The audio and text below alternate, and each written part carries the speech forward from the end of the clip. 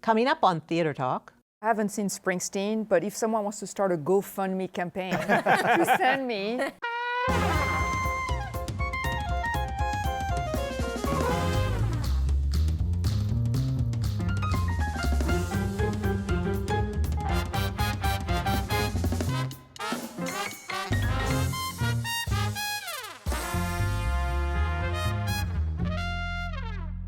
From New York City, this is Theater Talk. I'm Susan Haskins. And I'm Jesse Green. Jesse Green of the New York Times, welcome. Welcome to you, Susan. Happy New Year. We are welcoming the new year with our critics panel discussing what was good and bad in the old year fall season. We have with us today three marvelous critics from around town. Particularly around town is Adam Feldman, the music and dance editor and chief theater critic for Time Out New York. When I sit around the town, I sit around the town. And we have Joe Dziemianowicz, who is the theater critic for the New York Daily News. And we have Elisabeth Vincentelli, who is a contributor to the New York Times and the New Yorker, and is one of the three on the aisle in the podcast Three on the Aisle, a wonderful new contribution to our world of theater journalism. So much fun. Is it really? It really is. And it started on Theater Talk. So it was conceived here, in fact. Yes. Okay, let's go right to the fall. Not a great fall, I would say. What's the general consensus here? I think you just summed it up. Okay. It was really a meh fall. I mean, there were a couple things that we all liked, Yes. I think. We'll get to those. But overall, just didn't have the feeling of great excitement. Well, can we say also that is it ever really a great, how many times do we come at this point and say, oh, wow, that was a great fall? I think most of the things these days most people seem to be saving their power for the spring. Well, there have been seasons where the best show of the year was opened in the summer. Wasn't this year. Hamilton. No, I'm talking about Hairspray or like Hamilton. Right. Oh. Well, Last year we had Dear Evan Hansen and we had Great Comet, which both opened in the fall, but they had both opened also previously to Elsewhere. that. Yeah. So, I mean, I think this year similarly we have Band's Visit, which I think will be a highlight of the season, but it was also a highlight of last season. So this is a transfer, but I think a very successful transfer. And sometimes people wonder whether something that was successful in a smaller space can move and survive in a slightly larger one, in this case, and much larger one. Yeah. But I think it does. I think it holds up very well, the Band's Visit. I'm very happy to see also that it's doing really well.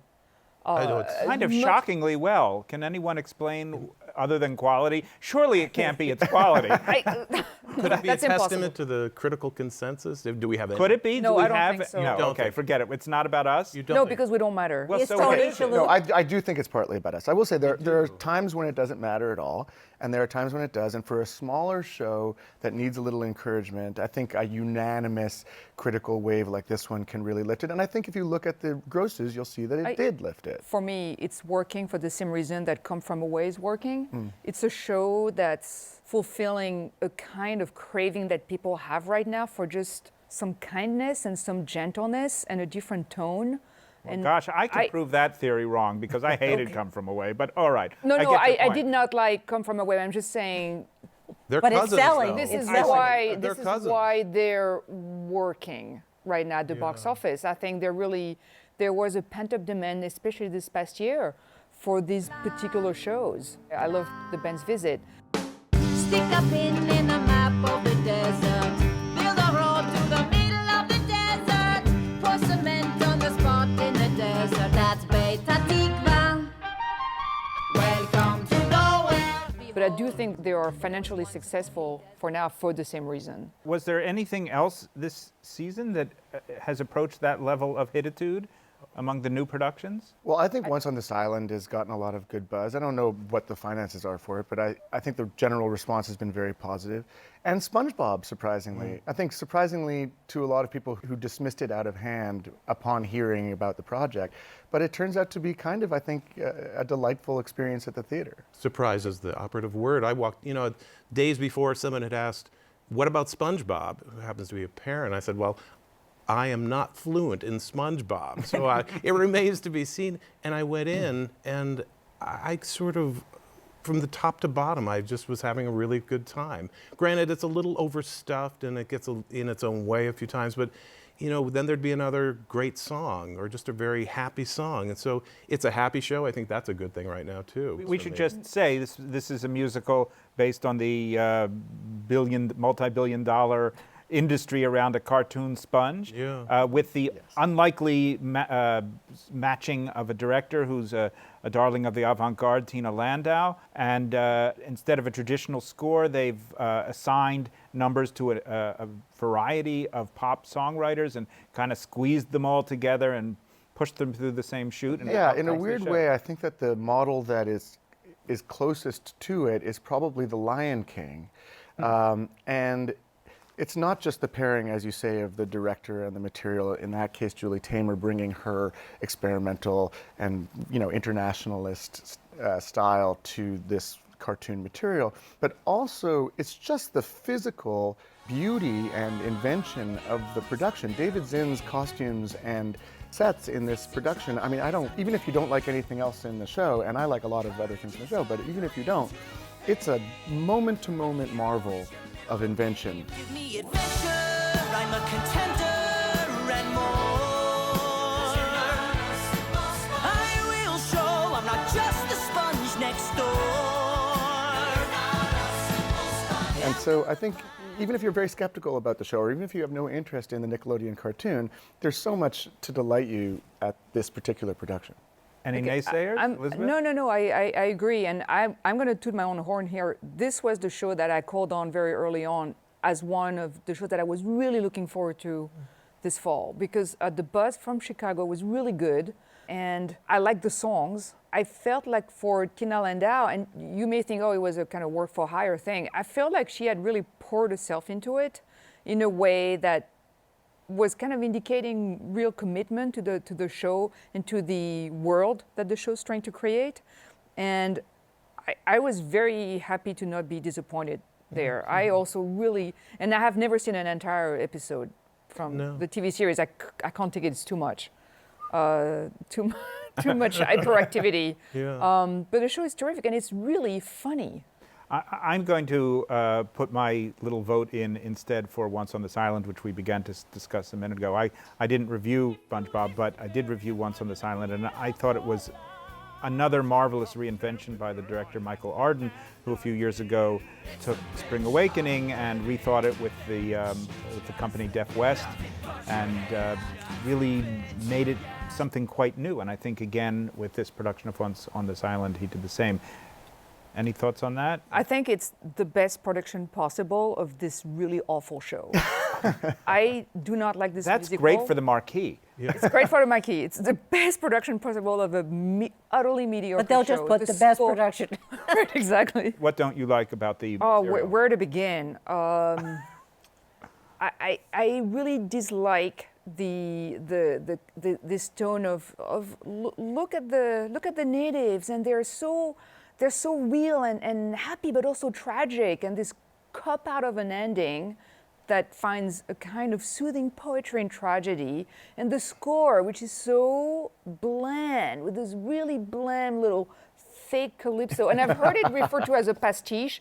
It is not. That's a cop-out, so that's not a pastiche. The rhyme schemes are so poor and Wow. I cannot stand this show. I like the show more than Elizabeth does, but I think the show does have certain flaws. It's early Aarons and Flaherty, and I think it's very short, and I think that it Short tries... is a flaw? Well, I mean, it's in this case, because they could have taken the story and expanded it in richer characterological dimensions, and instead they have left it basically as a very simple folk tale without really examining any of the possible depths that they could have gone into. And it's somewhat similar to The Little Mermaid. It is very similar to The Little Mermaid. It's from the Anderson Little Mermaid. Yeah, I was going to say, not on Broadway's Little Mermaid. Obviously, there's great musicals that end in tragedy, but the way this tragedy is sugar-coated as a kind of morality tale of endurance. We are sounding awfully negative on this show. I think it's a charming show. I think that the better songs in it are really stirring, and I think the audience response to that shows that. And there are very drippy songs, and then there are terrific songs.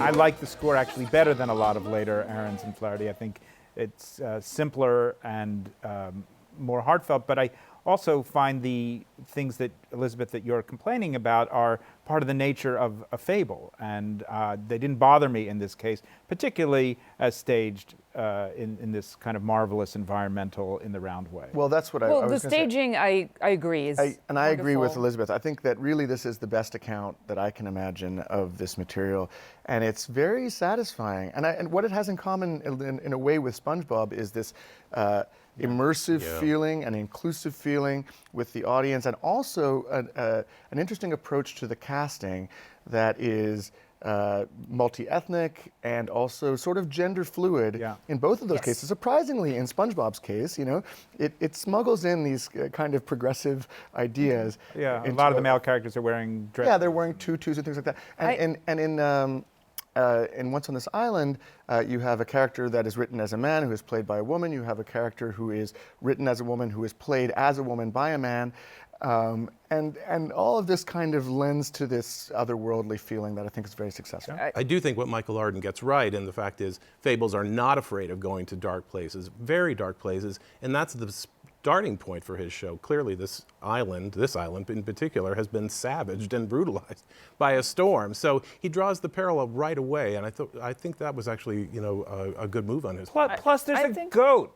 Elizabeth, how can you not love a show Okay, with a goat? a goat wearing a poop catcher. It's so a right diaper. there, It's called a diaper. it's a diaper. We can call it whatever we want, Oh, but you that to French. me is typical. Just let the goat poop wherever it wants. But that would be like saying let the circus people perform without a net. The goat, I don't know if you saw it walk down the stairs. I don't want to walk in the goat. No. Speaking of circus people without a net, let's move to the plays, where we had two big celebrity shows this season, this fall. Yeah. I'm not sure how you guys all felt about them. I wasn't a big fan of either of them. We're talking about Meteor Shower, which is the Steve Martin play starring, what's that woman's name? Amy. Schumer. And The Parisian Woman, a new play by Beau Willimon, starring Uma Thurman.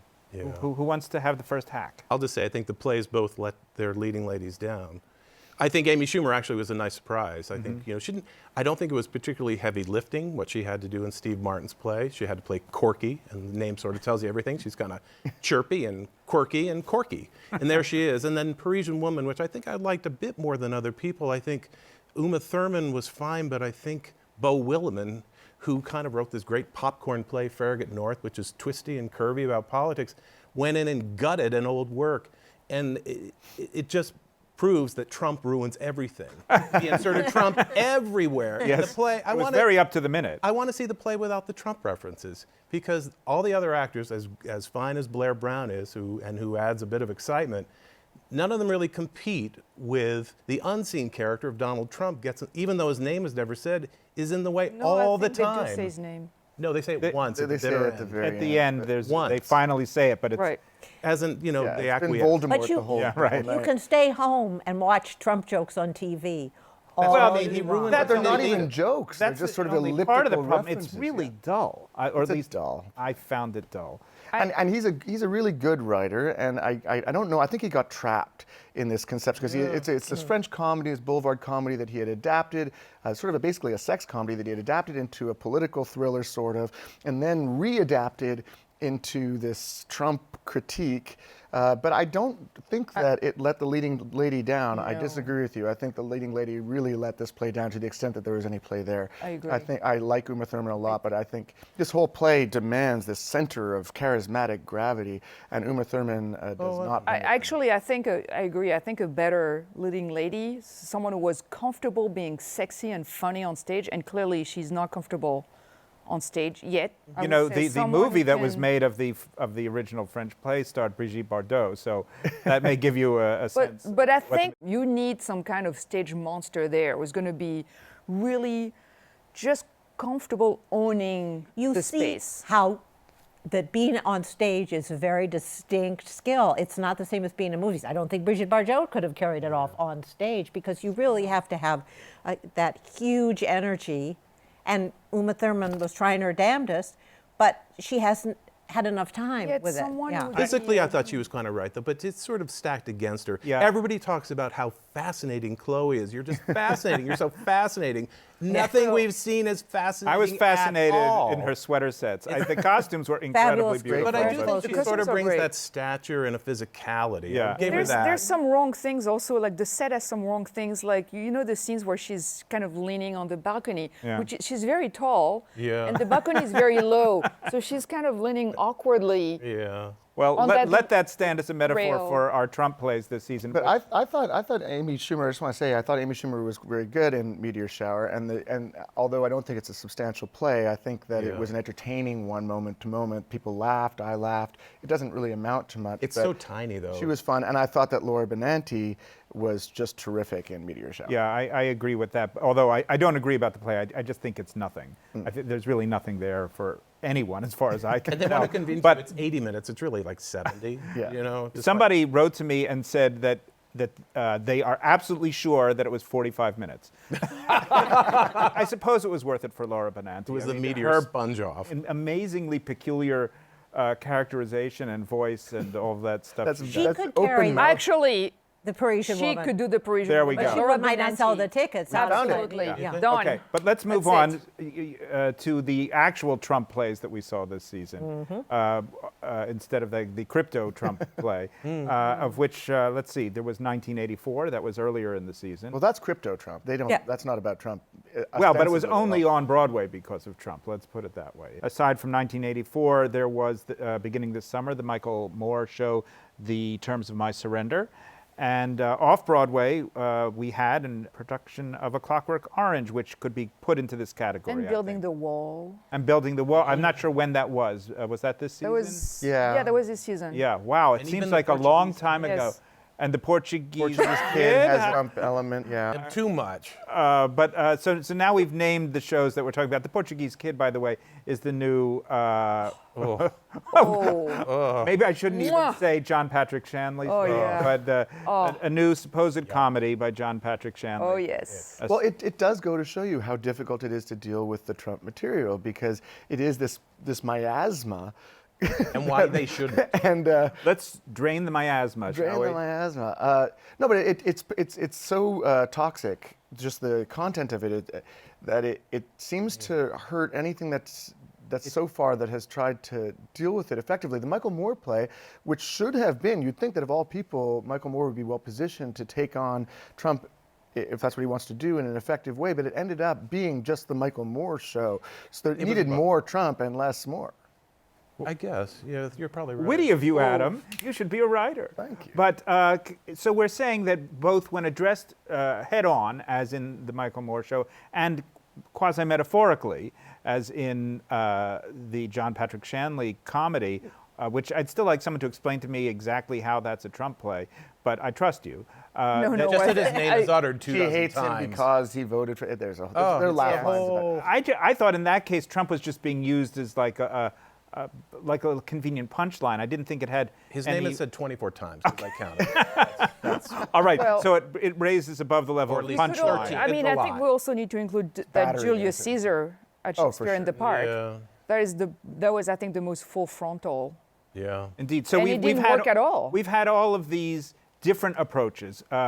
One is sort of costuming and interpretation choice that in other ways does not alter the text whatsoever. That was the Julius Caesar. There was one word added to the play. Right. Yeah. And another is kind of a punchline / leitmotif in the John Patrick Shanley. And another are two kind of classic works of dystopian fiction brought in to ride the wave of anti-Trumpism.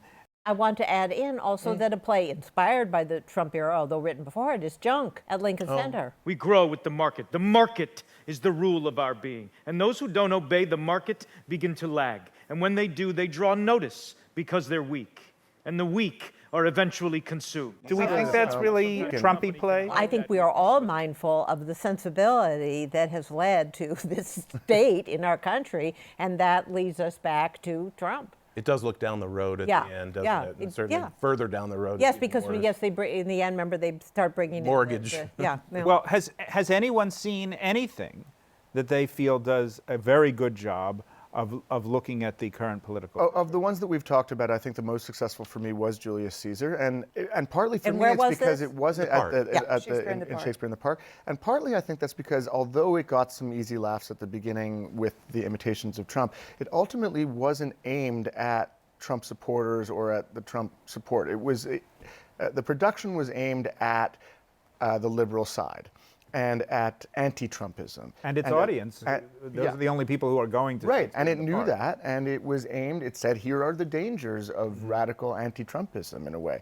And that's one of the ironies of the angry reaction to it on the right, is that the play Julius Caesar, and especially as reimagined in this production, is very much about what can go wrong when you rise up against what you perceive to be a tyrant. Of course, the right-wing commentators did not in any way see that. No, they hadn't seen No. it, and they wrote about it before the, Right.